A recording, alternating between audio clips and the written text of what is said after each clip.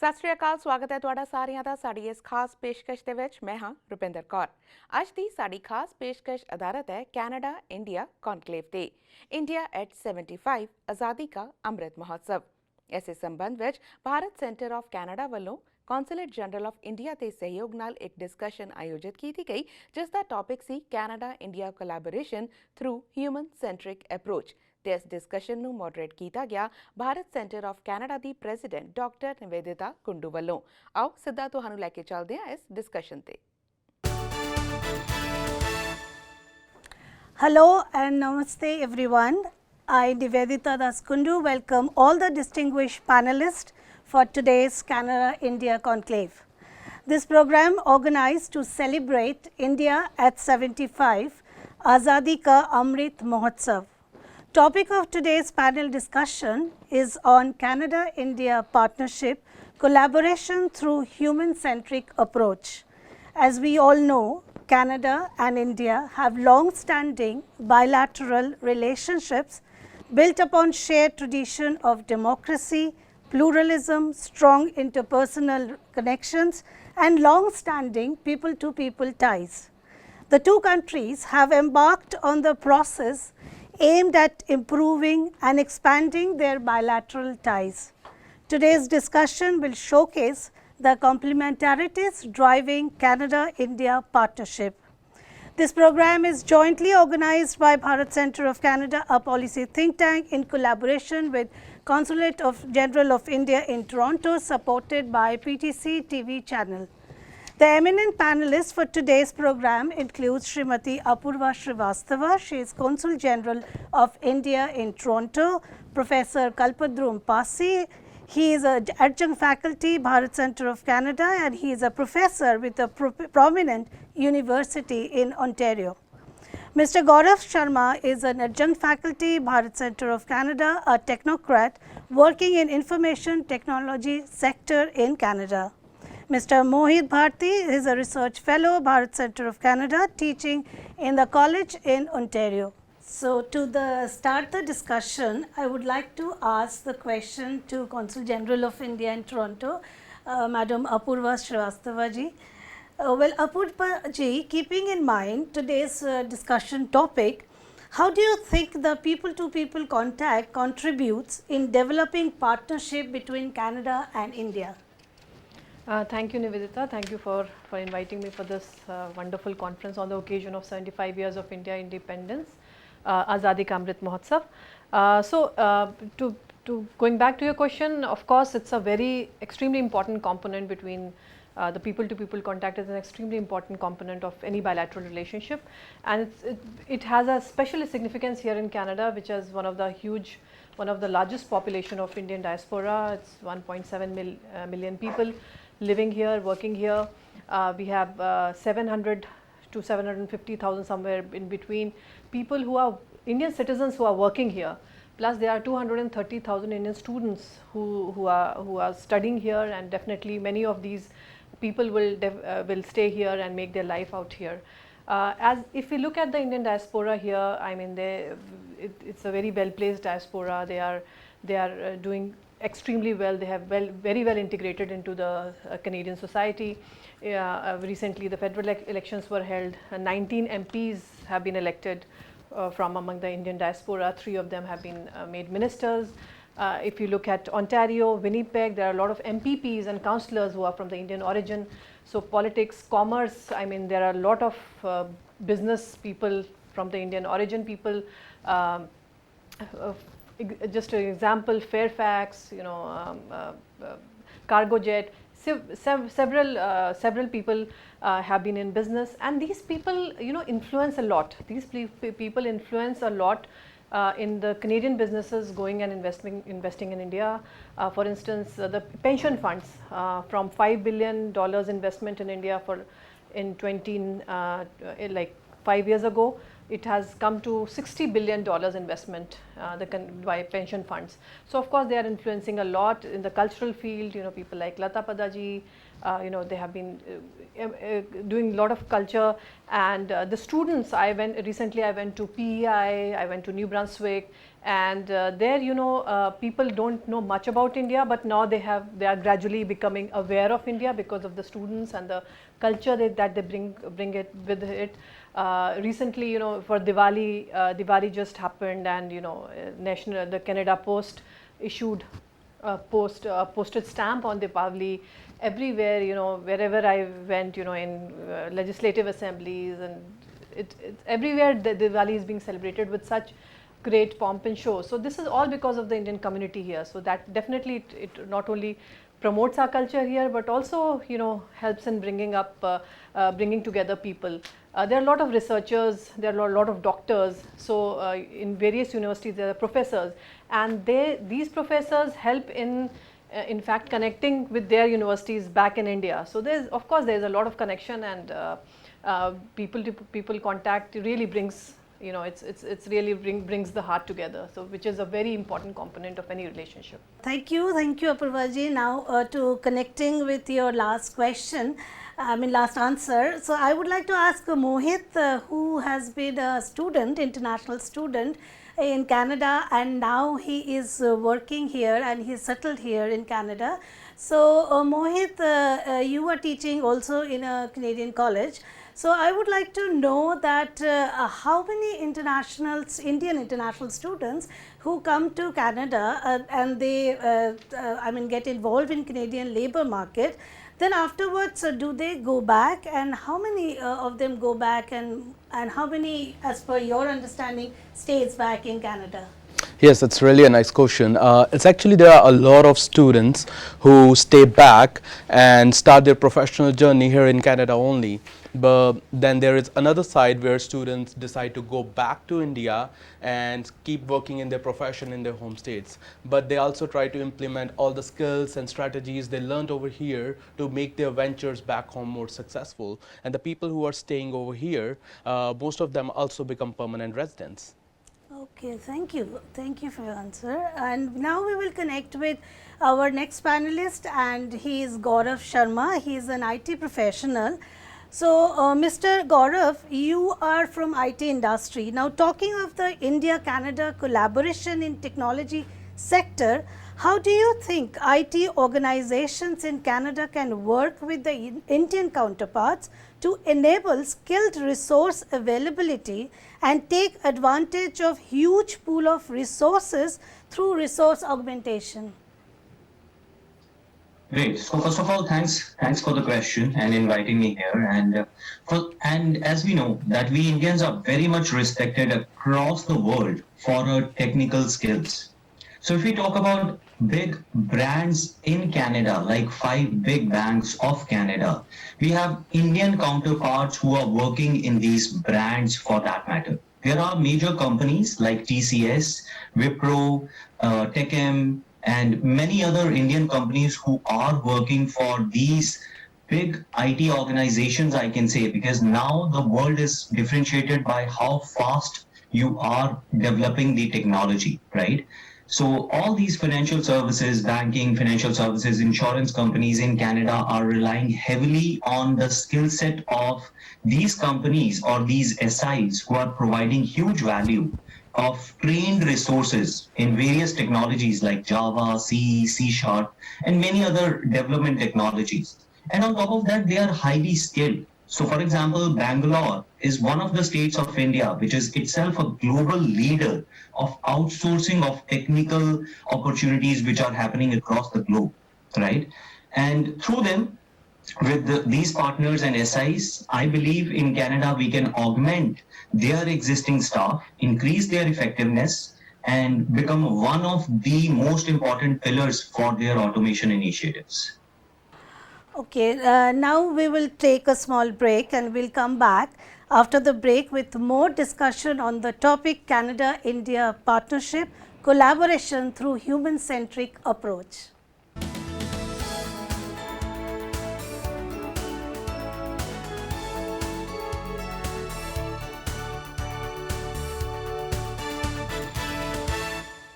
And now I would like to put another question to Mohit. So Mohit, as you are teaching in a college, so would like to know from you that do you consider Indian international students as a soft power, and they can help in improving the bilateral relations between both the countries? Yes, I firmly believe they can be considered as a soft power, as they promote positive aspects and view about both countries. Many of them also initiate new startups, they go for different business ventures involving both countries. This in many ways bring people of both countries together, and it certainly have a long-term impact in bringing and improving relationship between both countries. Okay. So, Apurva ji, how do you think this human-centric approach improves this bilateral partnership, like through skill labors, through entrepreneurships, to startups? How do you think they are helping both the countries coming together?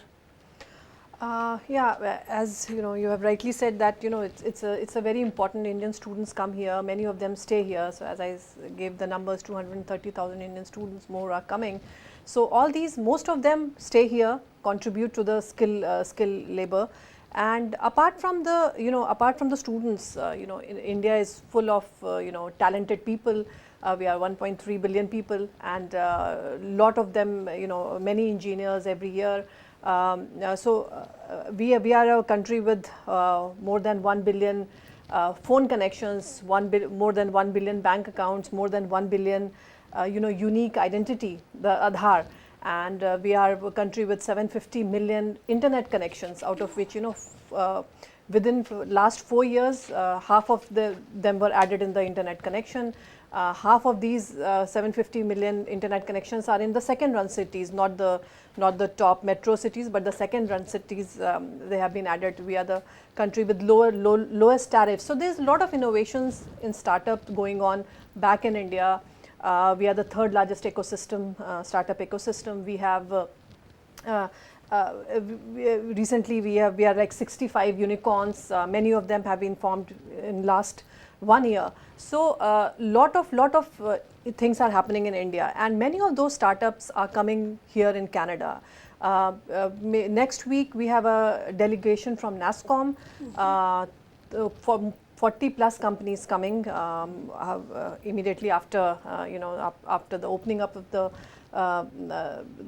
country. So 40 plus companies are coming. Many of them looking for for settling in India, in Canada, for investing in India. So of course, these are the people who will contribute not only in giving employment here in Canada, but also bringing the talent back from India. So of course, this is a very important element, and more these connections are, better it is for the bilateral relationship. Exactly. So now connecting with this question, I would like to ask Mr. Gaurav that like you are from the IT industry, and you just heard NASSCOM is coming, and other organizations are also coming to Canada, and similarly Canadian organizations are going to India. So how do you think Canadian organizations can collaborate with the Indian corporates to provide back office operation to bring in the advantage of time difference, providing more hours at back office work, leading to increased efficiencies? Great question. So first of all, you cannot increase the quality or quantity of performance except to the degree in which you increase your ability to use your time effectively. So that time portion plays a very big role in increase of your efficiency and effectiveness. And that is where India plays a big role. As I mentioned earlier, that the talent pool which we are talking about is huge in India. And we are also taking the advantage of the time effectiveness. When I can say the Western world sleeps, that is when India wakes up, right? But this, along with the technological advancements which are happening in India and our emphasis on technology and outsourcing it, that is one of the biggest things which are happening in India. And as per Gartner, by 2023, requirement of number of active developers will increase 4 times the number of professional developers which are right now present in the world. Only 2% of the world's population knows how to code as of now. And we are one of the nations who are pioneering in this journey. And we are, having huge support with 4 pillars. Like we are having a global footprint. We are having growing demand of IT technologists, having the policy support, and we have the competitive advantage, as I mentioned, with the time, with the huge workforce which is present in the India. So we can, there is a research article in which we are saying that India is going to surpass the number of software developers in the US. We would like to ask Professor Pasi, as an academic and as a professor in a Canadian university, would like to know from you, do you think the universities can go beyond the exchange of students and can engage in areas like joint research, collaborative innovation, and what are the scopes in such collaborations? Yes, so we are actually, in fact, Laurentian University is already engaged in a partnership, a joint research partnership with Gujarat Technological University in India. And we have a joint supervision of students, PhD students. And there are many areas in which we are already collaborating. And other universities as well, they are collaborating with Canadian universities.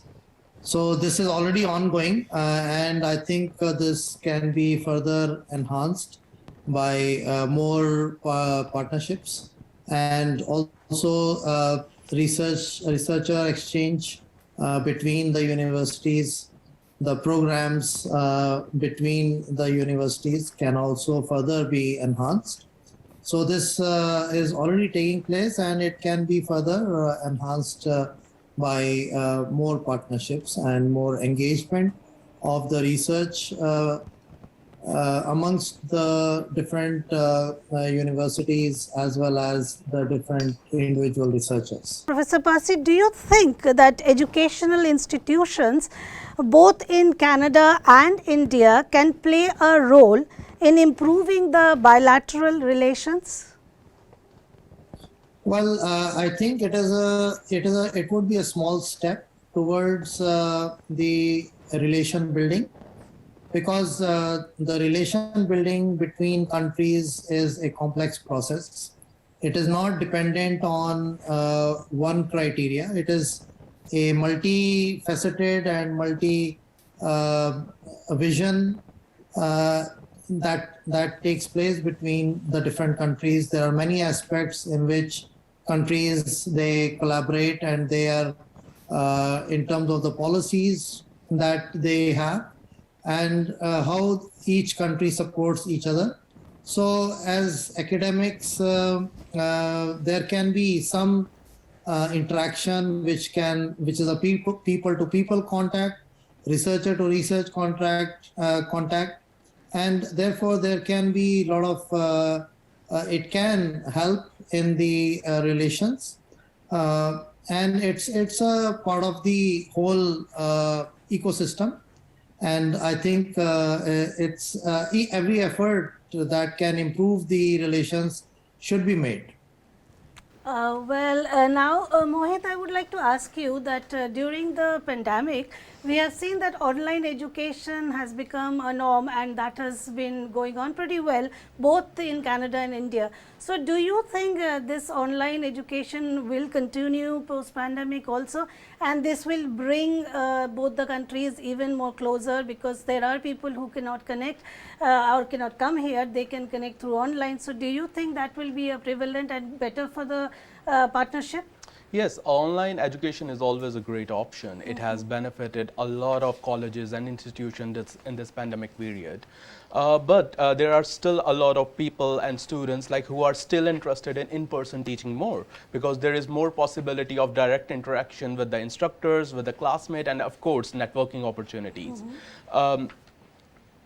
So we can say there could be a hybrid model in there. There could be both online education and there could be both in person as well. Online education should also not it shouldn't be avoided, because there are so many people who, like you said, are living at distant places. They are living at remote places.